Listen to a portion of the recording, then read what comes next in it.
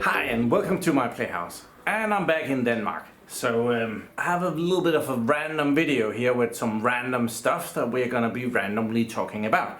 First, a little update to a previous video that I did. I did a video blog going to Portugal, and at that point I was at this car rental place called Drive on Holiday, and I was really pissed at the time because when I was renting the car, they didn't want to take my credit card because it had also debit put on it. So I was really pissed at the company. It looks like they were just trying to get me to give them another 140 euros. But in the end, it all worked out, and they didn't charge me anything or weird damages or anything like that. And yeah, so all in all, I must admit they were probably okay. So yeah, they were very cheap.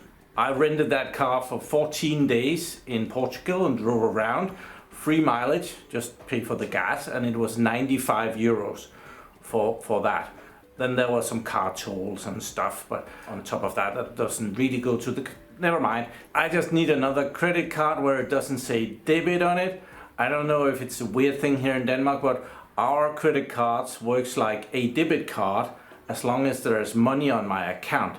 If I then reach zero, it's a credit card, and I have some amount of credit that my bank allows me to overdraw before they yell at me. Yeah, I can even redraw more than they have permitted, and then they will yell at me and start doing nasty interests and stuff. Well, never mind. I have a big package here. We're gonna have a look at that. I have a Wi-Fi access point, which is hiding around here. This thing that we might also have a look at. Oh, it's good. I didn't exactly know if I remember to get the plastic thing with me back home. But yeah, I purchased this one in Portugal last time I was there and was using it, and then I got complaints that it wasn't good enough, so I got a better one, and yeah, it's probably fine. But I'm gonna use this at home here instead now, so I brought that back with me. I didn't bring all the cables and stuff, didn't really want to. But we're gonna open this thing. This is the thing that I have purchased for myself. Well, you guys have kind of helped. All my British viewers has helped. I purchased this with money I have painfully made off of Amazon in the UK. So yeah, it's a water heater. So let's do the unboxing, and then we'll see this water heater. And I'm mostly just doing it because I need to know what kind of fittings and stuff I need to go get. So let's get into it. There is a clear sign here that the Danish customs service, they didn't really trust this coming out of the UK. Can't really blame them. It's clearly a Chinese thing, but yeah, this is an instant water heater. I think this way is up. No. The box, this.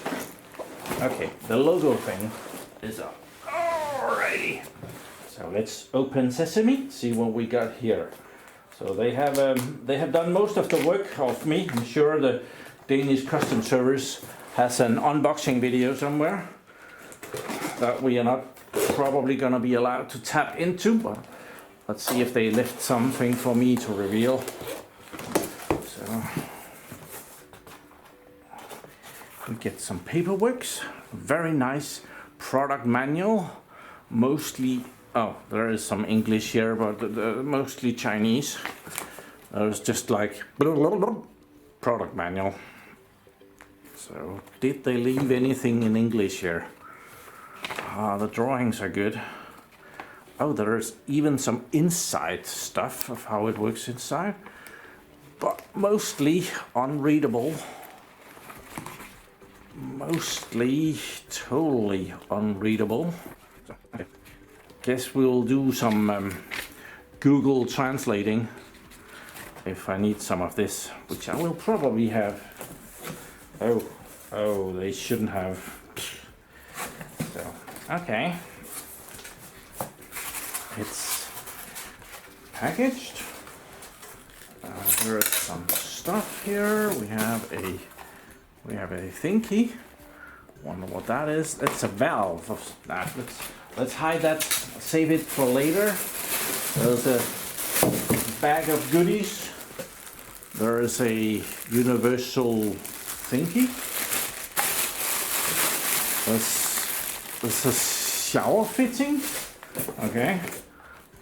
Another valve. Some box with some stuff in it. There are some pipes for fitting. I didn't expect that to come along. There is a really weird power plug, which I would most... Oh, that's a shame. It has some nice funny buttons on it. So, yeah, anyway. Some screws and fittings. I must admit, I've had this box sitting for a while. I don't know why, but I knew I was going to Portugal, so I didn't want to mess with it before I came back. So now I'm back, and I want to mess with it.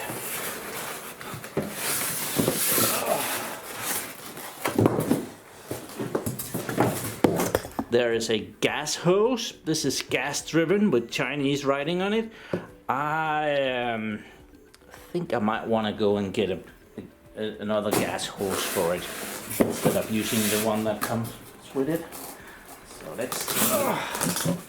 let's get the box out of the way. So, here it is, and it's protected with some cloth stuff.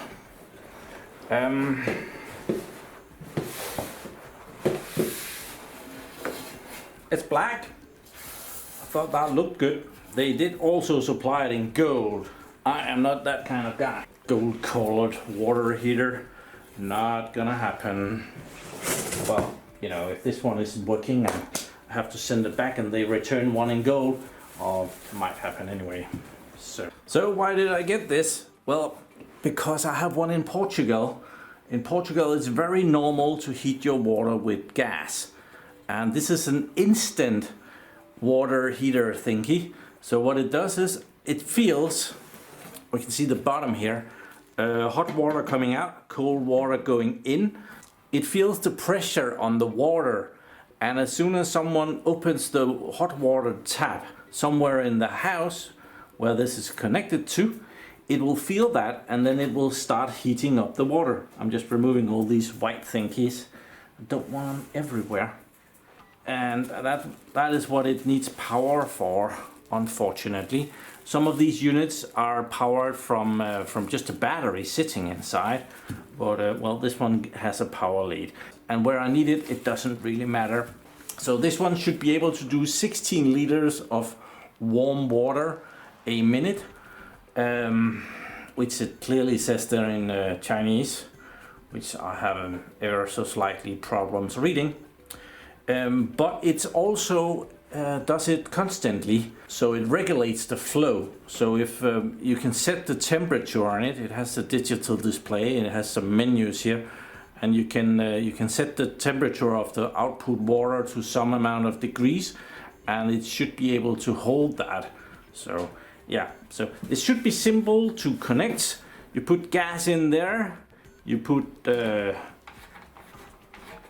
output for the warm water, which is, I think that's 1/2 inch threading, and the cold water, which it has a valve here. You can turn on and off the cold water, which is very nice.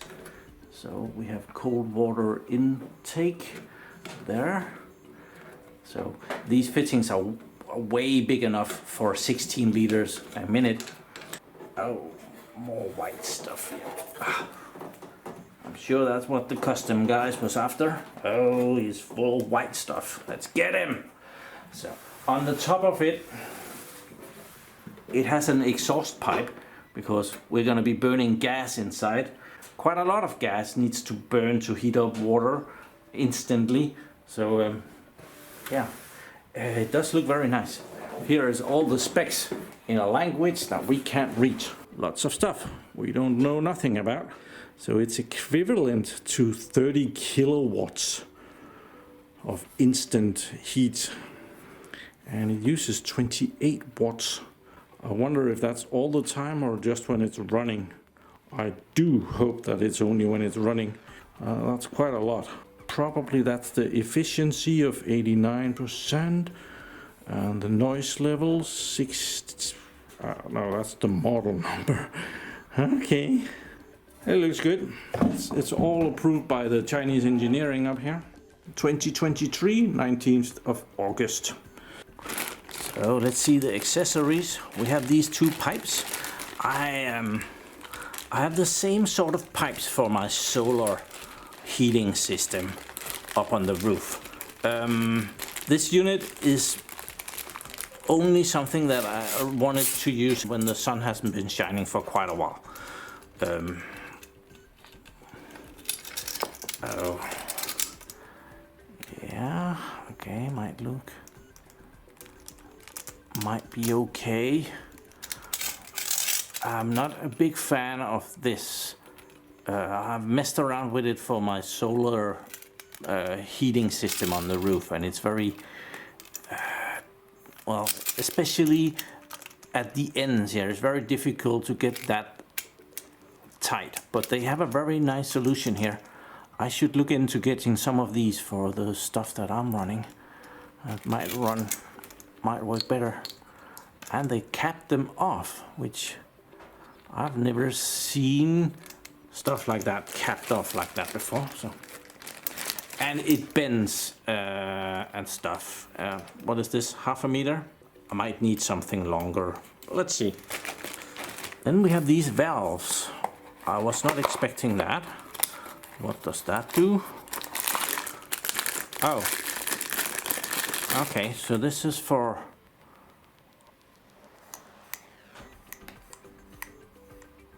turning on and off stuff. It works. And it has one of these to mount on the wall to hide it. So, okay, so it can take cold water in and deliver warm water out. Awesome. These are not that expensive, but well, it's a nice thing that they, very nice that they supply them. So this one is the red one, warm water. Should we guess that the other one is blue? That would make sense. More white stuff for the customs that they didn't want. No, another red one. Now that is weird. Why supply two red ones? Well, never mind. Then we have mounting screws for putting it up the wall, and I guess these two delivery clips are for the gas line, which is probably a good idea. Then it also comes with a shower thing, so you can kind of use this outdoors and have yourself an outside shower. Oh, this is very, very fancy. It sounds very, very, very cheap. Yeah, nice that it's included. Yeah, this water heater is rather expensive, so I would have expected better quality than this. And these tiny holes are of course very good for the water heater because it only supplies 16 liters a minute, so you have to reduce the water a little bit.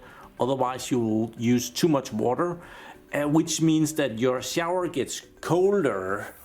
It's probably still able to deliver warm-ish water. It might just not be as warm as you would have hoped for. But yeah, we have too much stuff in our water, the white stuff that gets everywhere. Calcium. I think it's calcium, and this would clog up in no time. So all our shower heads has those rubbery things, which means that you can massage the rubbery things and that gets rid of the calcium, and then it's good again. Then we have this converter thing, which I'm just gonna investigate because I've never seen this plug before. So it might be a Chinese plug, but it has safety features on it somehow. Some buttons. It's 220 volts, 6 amps. So it might have some safety features built into it, and then it's supposed to put this thing on like that. Does it? It does actually fit. That makes it really ugly, I must admit, but if it works, it works. I might just replace it. Get another plug in the end of it, but no, never mind. I'm sure this gas hose here is fine. Apparently 9 millimeters. I think it feels weird. We are used to having gas lines that are, yeah. I'm gonna use this to bring along to the shop to make sure to get something that fits. But yeah, there's something wrong with this. It feels wrong. You don't want your gas line to feel cheap, do you? Last little box. I would, might be some exhaust stuff.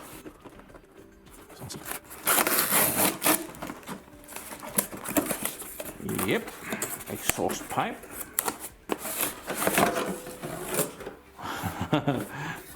Oh, and bent. Well, this is very nice. Some jewelry clips and a piece that can become longer and shorter. They could have put more of that in here. That would have been nice. This is a very small piece. They even have water protection. So very cute, very cute. I might need some more of this. A lot of heat does not heat up the water. So where I'm gonna be mounting this, I would love to use some of the exhaust heat before letting it out. So I might want to have some exhaust pipe going a little bit further than this, just to have the heat from the exhaust heat up the room before leaving the house. So yeah, that might be an idea. Yeah, but I like this. That's a nice touch. But this could be longer. Okay, so here is the stuff. Oh, this Wi-Fi access point is only 24 volts, which is with very tiny letters, tells you around here somewhere. I was planning on using this access point down there until I found out that, well, maybe just get another one, and therefore I purchased one of these, which is, I brought that to Portugal as well, and then I replaced the access point instead. But this is a converter thingy.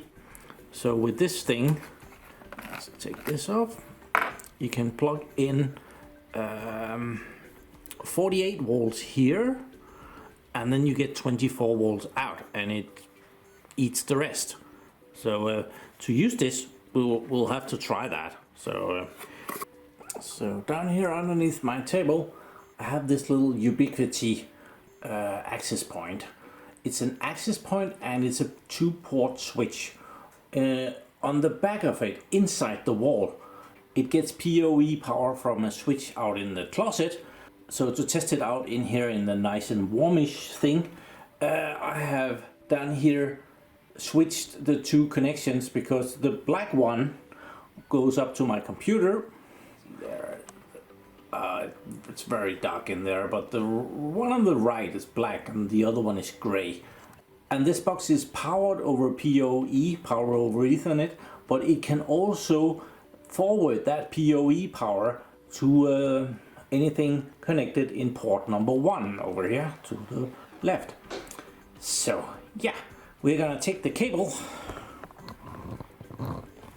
which is down here, conveniently tucked away, ready to use. So now there should be PoE power available in that. We're gonna try and connect it to this thing.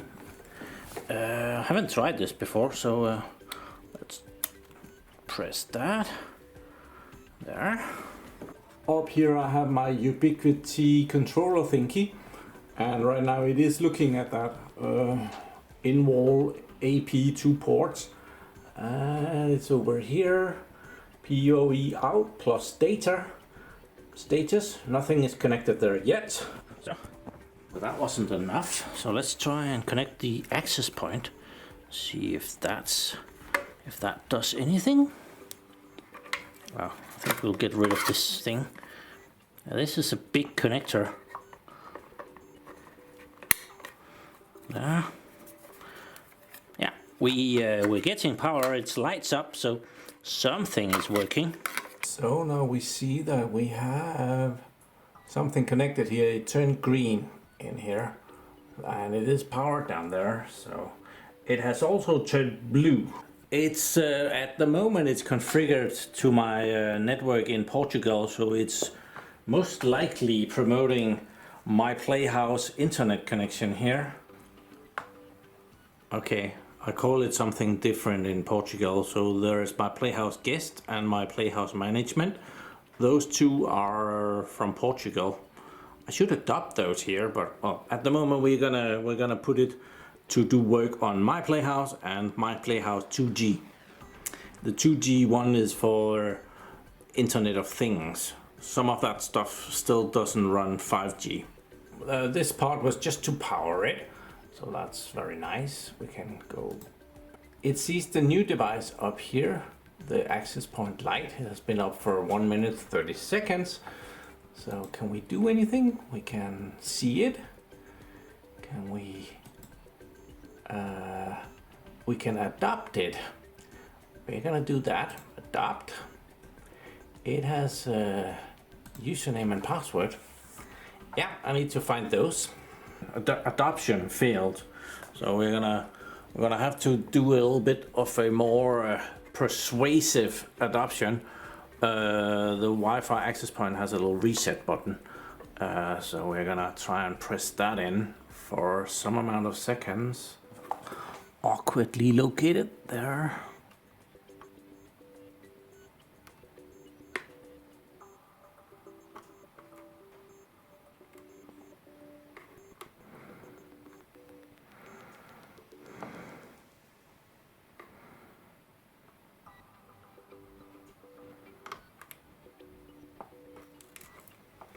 That didn't sound right.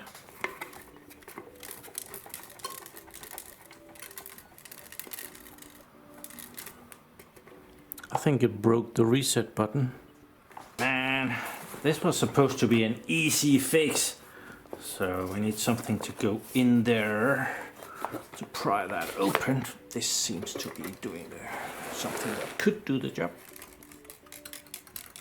Yeah, something is not right.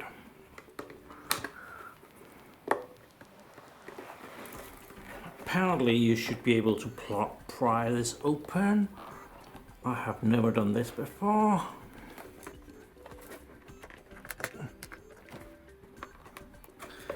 Okay, I'm in.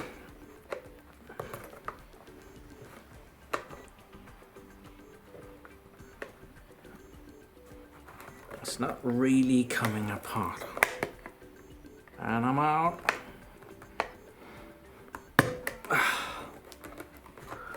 Let's see, we have some of these plastic things. So, just got that in there in time. Okay, that's all right. Just in here.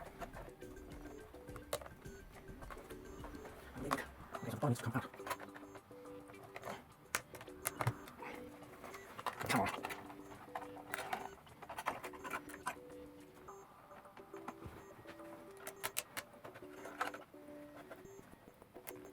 Okay, 2. Some more. 3.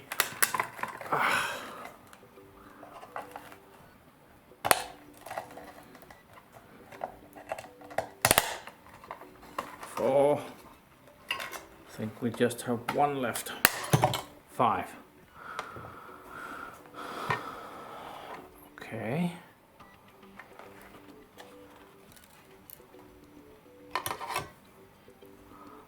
We have a plastic thingy that was tumbling around.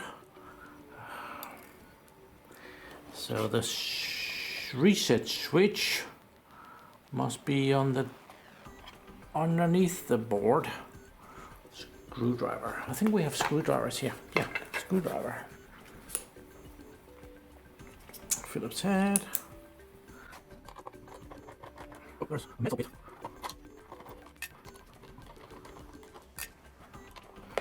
I've never had one of these apart. So these things must be the antennas. And this must come out. How the hell does that work?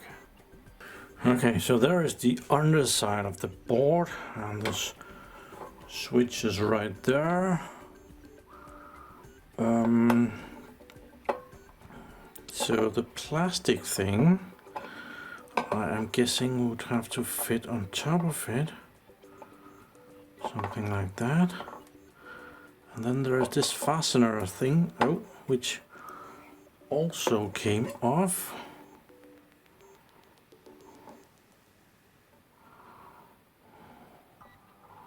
I guess I'll have to realign the feet a little bit so that it doesn't come off as easily. I don't know if you can see that. It has little fasteners that it's supposed to catch. So I didn't damage it too bad. This is some flimsy shit.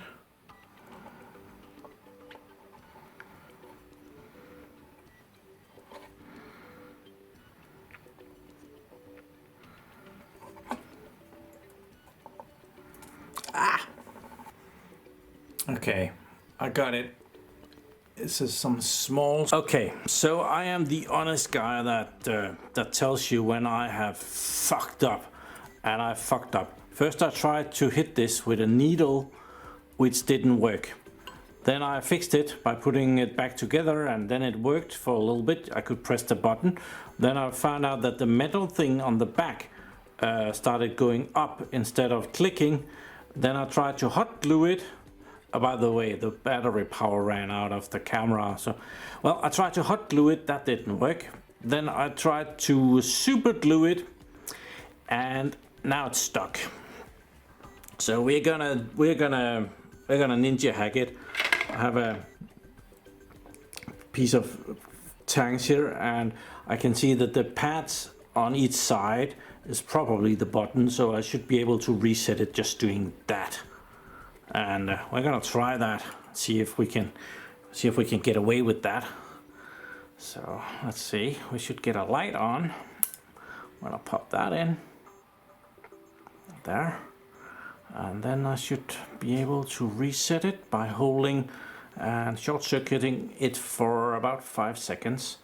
So I want to see that light while I'm doing it.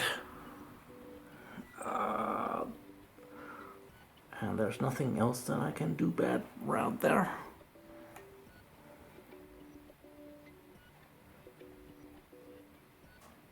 I think that might be about it. It's blinking now. So let's see if the computer thinks it's reset. Nope, that didn't work. I thought it worked, but it didn't. So let's try that again. This time I don't... Well, if I point the blue thing off the plastic, I can kind of see it, and then I can short circuit this. 1, 2, 3, 4, 5, 6. Not doing much.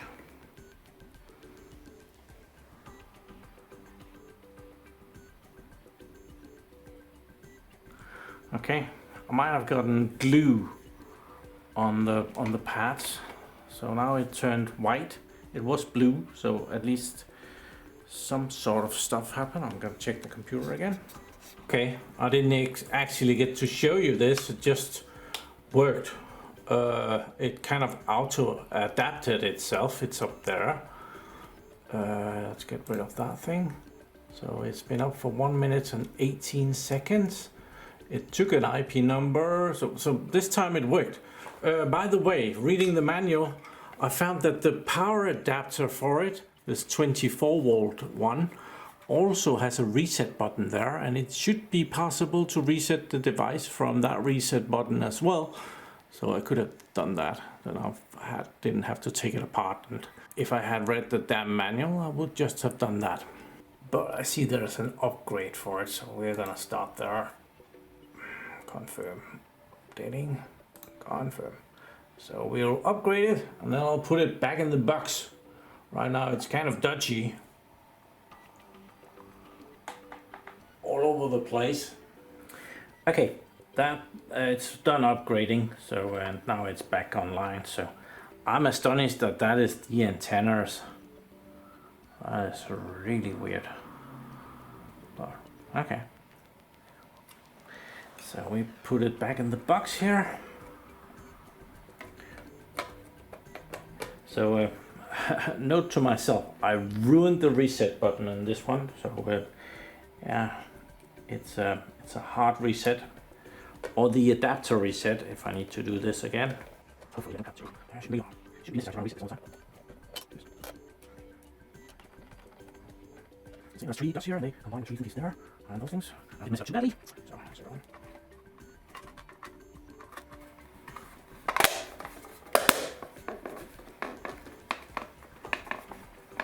And now there's nothing loose inside, so that's a good thing. So my access point is going to be connected to this switch, which is the switch that had the access point that died before it, and it has the connection here. But that access point was 48 volts, and apparently these access points, these 24 volt ones, does not like to get 48 volts. So before frying my access point, let's go into the switch out there, that one, and I have already set it to see the different ports here. So we see that we have some green ports, and those are 1 gigabit, and then we have some gray ports, those are not connected. Well, that one is not connected. I have 2 SFP ports in it as well, and those I should really use that for the uplink port. That's I'll add that to my to-do list. I could put a fiber optic cable in that. It only runs 1 gigabit, but doing that I would be able to use one of these SFP ports, and I would get the uplink port available for something else. Port number 5 is the one that we are dealing with, and that is PoE plus, which is 48 volts, and there is 24 volts PoE. And down here we can override it. We can turn PoE off, or choose 24 volts or PoE plus. So we're gonna go for the 24 volt solution here and apply. And PoE mode. Are you sure? There's damaged. Yeah, nothing is connected right now. Confirm.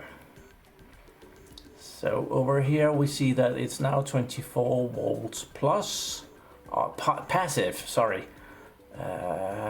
port 5, and it got a little thingy. So now we should be able to try and move our access point from the thingy here and out there. Oh, this is very exciting. Do we get any smoke in this video? I've already ruined stuff. So go, go, go. Yeah, it lights up. I'll just hang it there for a bit. Yep, very permanent solution. No issues opening that cupboard at all. In here at the computer we can now see that port number 5 is connected to 1 gigabit, and it has that lightning thing, so that means that it is power over Ethernet. Unfortunately the 24 volts does not show the wattage, which is kind of cool on the other one. So I think we'll end it there. This video was already all over the place. Car rental, water heater and Ubiquiti stuff that broke in the middle of the video. So fantastic job, Martin, thank you very much. And thank you very much to all my British subscribers who most definitely helped me get that water heater from amazon.co.uk.